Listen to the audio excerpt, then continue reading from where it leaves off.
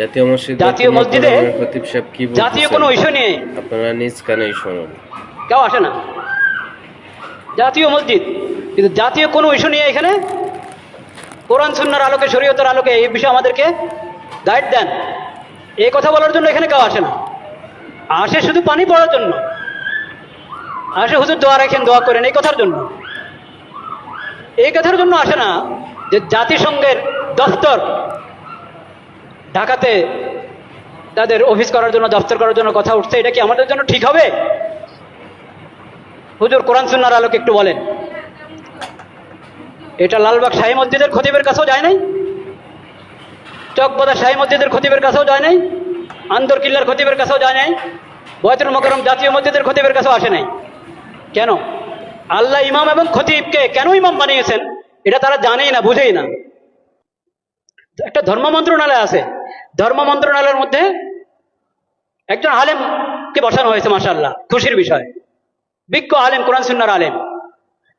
তো যে কোনো বিষয় দেশের প্রথমত ধর্ম মন্ত্রণালয় থেকে অনুমোদন নিতে হবে, ধর্মীয় দিক থেকে এখানে আপত্তি আছে কিনা, এই বিষয়ে ধর্মের নির্দেশনা কি, ওখান থেকে প্রথম অনুমোদন নাও, তারপরে অন্য ফয়সালা, অন্য মশওয়ারা।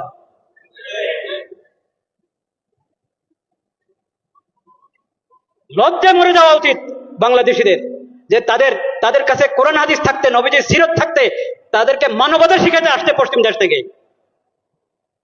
লজ্জা মরে যাওয়া উচিত।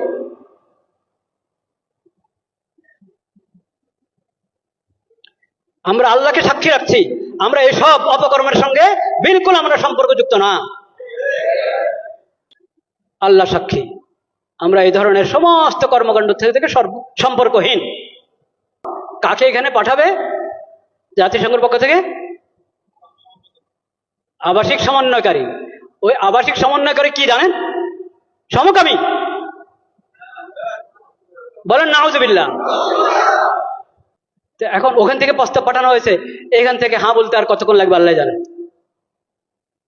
যদি বিবেক থাকে, যদি বর্তমান সরকার ভালোই তো করছিল, অনেক কাজ তো ভালোই করছিল, সুন্দর করছিল, এই শেষ সময় যদি নিজের ইজ্জত রেখে যেতে চায়, তাহলে তাদেরকে এই দপ্তর এর ফয়সালা উদ্রোহ করতে হবে এবং এই ধরনের এই বিকৃত মস্তিষ্ক লোকদেরকে, বেহায়া বেলাদা লোকদেরকে এই দেশে আসার অনুমতি দেওয়া থেকে বিরত থাকতে হবে।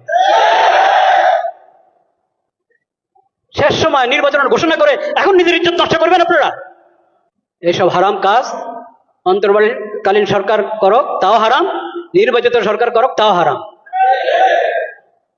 যেই করক এসব কাজ হারাম। ঈমান রক্ষা করো।